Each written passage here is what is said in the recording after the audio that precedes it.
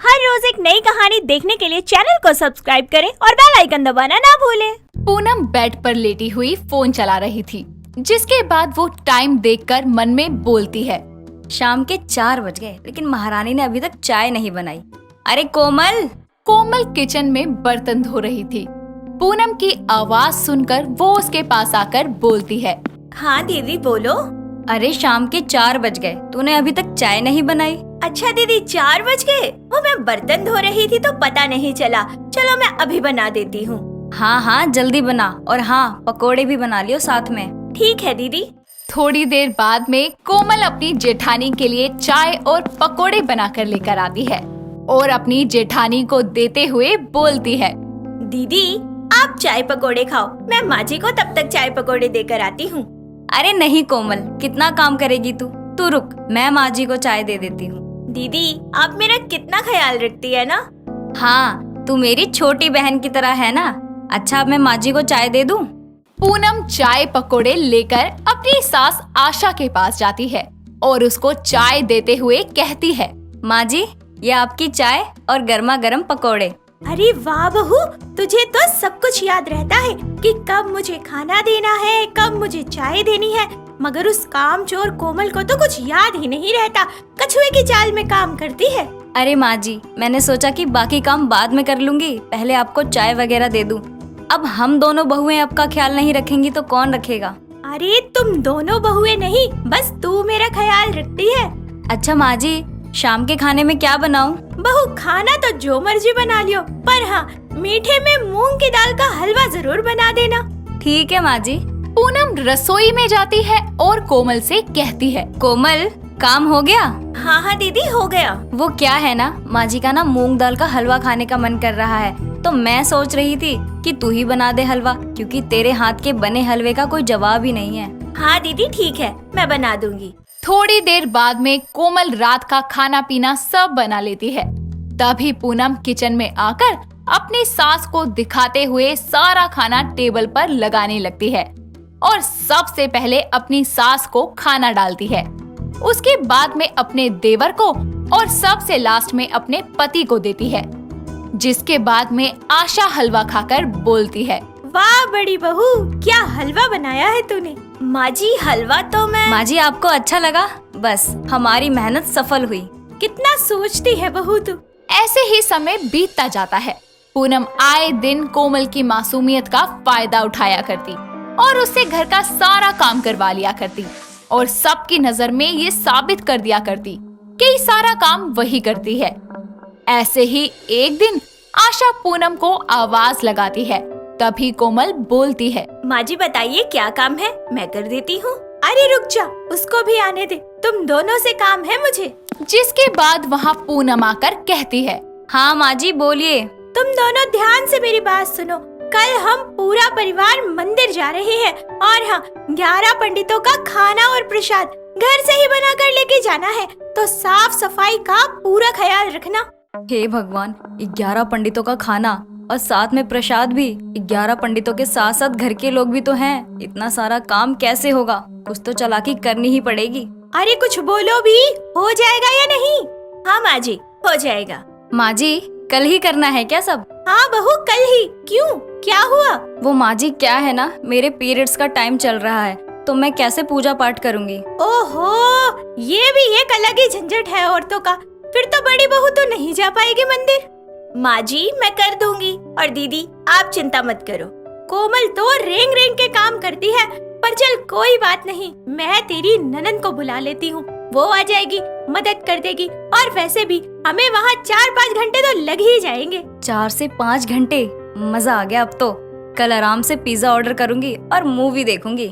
ऐसे ही अगले दिन सभी लोग मंदिर के लिए निकल जाते हैं और ऐसे ही शाम हो जाती है।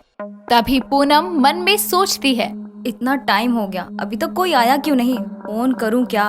अरे छोड़ना पूनम, अरे नहीं कर ही लेती हूँ। पूनम अपनी देवरानी को कॉल करती है और बोलती है। अरे कोमल, कहाँ रह गए तुम सब? अरे दीदी हम मंदिर घूमने के बाद ना वाटर पार्क चले गए थे, बड़ा मजा आया और अब 3D मूवी देखने जा रहे हैं। बस आप भी होती तो और ज्यादा अच्छा लगता। इतना बोलकर कोमल कॉल को काट देती है तभी पूनम गुस्से में बोलती है। मेरा सारा मजा किरकिरा कर दिया, मेरी चाल मुझ पे ही उल्टी हो गई। सब लोग वहाँ मजे कर रहे हैं और मैं यहाँ घर की रखवाली कर रही हूँ। ऐसे ही समय बीतता जाता है और एक दिन आशा पूनम से बोलती है।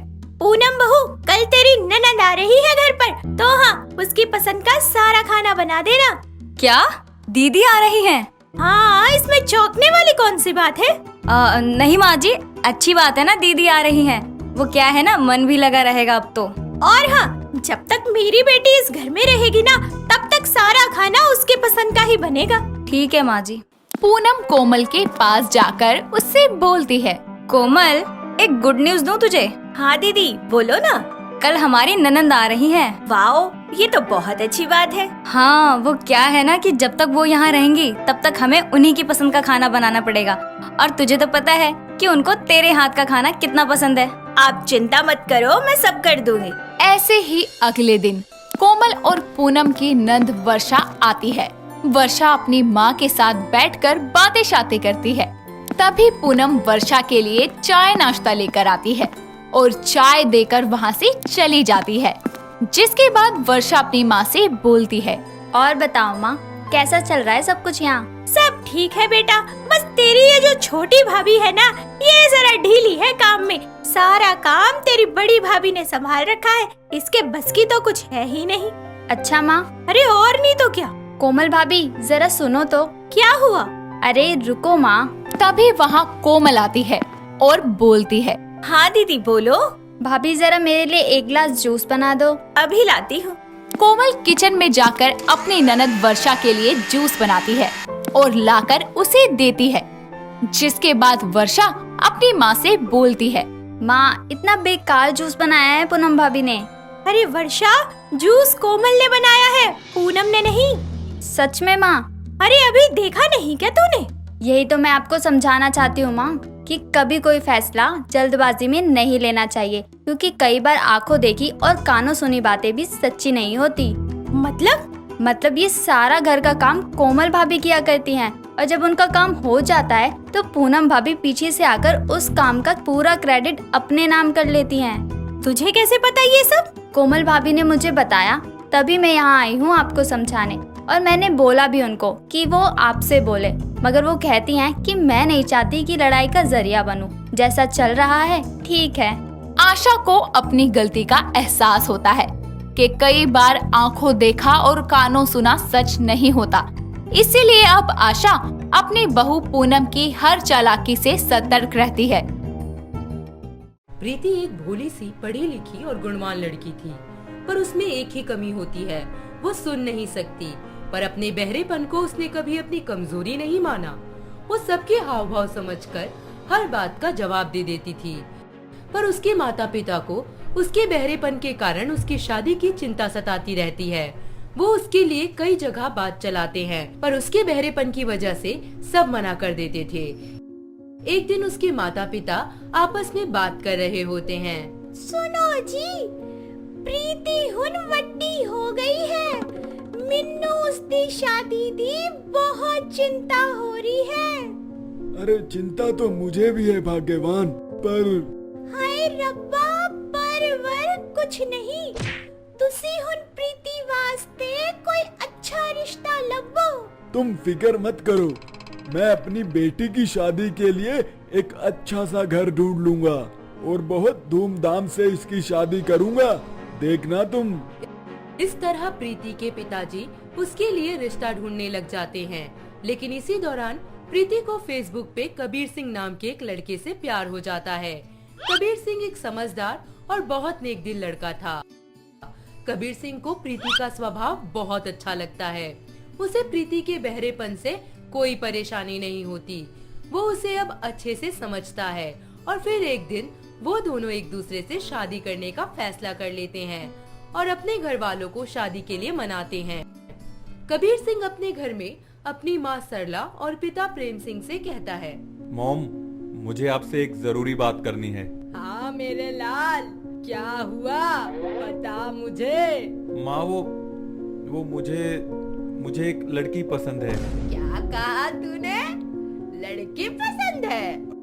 हाँ माँ, और मैं उसी से ही शादी करना चाहता हूँ। अच्छा, कौन है जरा बता तो। मॉम, उसका नाम प्रीति है। वो बहुत समझदार लड़की है। पर माँ वो बस वो क्या बेटा, ठीक से बोल। वो माँ वो सुन नहीं सकती पर समझती सब है। क्या वो बहरी है?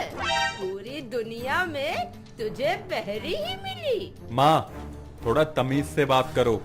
मैं प्रीति से बहुत प्यार करता हूँ और मैं शादी भी उसी से करूँगा और ये मेरा फाइनल डिसीजन है। मेरे लाल, तूने तो मेरे दिल के अरमा आंसुओं में बहा दिए। तुम अपना इमोशनल ड्रामा बंद करोगी? अरे सरला, हमारे कबीर ने एक लड़की पसंद की है। जरूर उसमें कोई खास बात होगी। हाँ बेटा, ठीक है। अब अगर मैं मना करूंगी तो तेरे ड्रामे शुरू हो जाएंगे। खाना नहीं खाऊंगा, घर छोड़कर चला जाऊंगा, ये वो। इस तरह एक दिन कबीर के माता पिता प्रीति के घर रिश्ता लेके जाते हैं। प्रीति के माता पिता को रिश्ता पसंद आ जाता है और कुछ दिन बाद प्रीति और कबीर की शादी हो जाती है। शुरू में सब अच्छा चलता है, पर प्रीति के बहरेपन के कारण उसकी सास उससे मन ही मन नफरत करने लगती है। अब इसका बदला हर रोज प्रीति से लेती है। एक दिन उसकी सास सरला उसे आवाज लगाती है, बहू, ओ बहू, अरे सुनती नहीं है? अरे हम कितने पगले हैं, सुनेगी कैसे, बहरी जो है। तभी पास में ही खड़ी सरला की बेटी खुशी यानी प्रीति की ननद हंसते हुए बोलती है, अरे वही तो माँ, भैंस के आगे बीन बचाने से कोई फायदा नहीं। हंस क्या रही है, जाके अपनी भाभी को बुला ला। अरे मेरे तो भाग फूटे हैं जो मुझे ऐसी बहरी बहू मिली। ओ मैडम, इधर ही आ रही है मॉम। प्रीति वहाँ पहुँचकर अपनी सास सरला को देखने लगती है और उनके हाव भाव समझने की कोशिश करती है कि वो बोल क्या रही हैं। सासू माँ, धीरे धीरे बोलिए, मैं सब समझ जाऊंगी कि आप क्या कहना चाहती हैं। अच्छा तो सुन, वो बोरी ले आ, बोरी। क्या कहा सासू माँ? छोरी ले आ? पर सासू माँ, मेरे मम्मी पापा की तो एक ही छोरी है, वो भी आप शादी करके ले आए।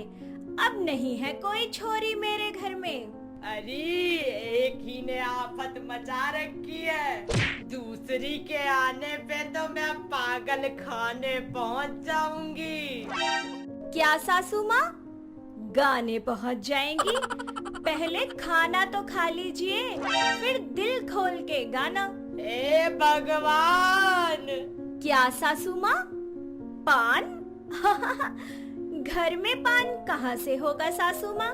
रुकिए, उनसे बोलकर आपके लिए पान मंगवा देती हूँ। सरला परेशान होकर वहाँ से चली जाती है और सोचती है कि कैसे इस बहरी बहू से छुटकारा पाया जाए। तभी अपनी बेटी खुशी के साथ मिलकर एक षड्यंत्र रचती है। एक शाम प्रीति घर का सारा काम खत्म करके अपने कमरे में आराम करने चली जाती है। उसकी सास को लगता है कि वो सो गई है, फिर वो अपना काम शुरू कर देती है।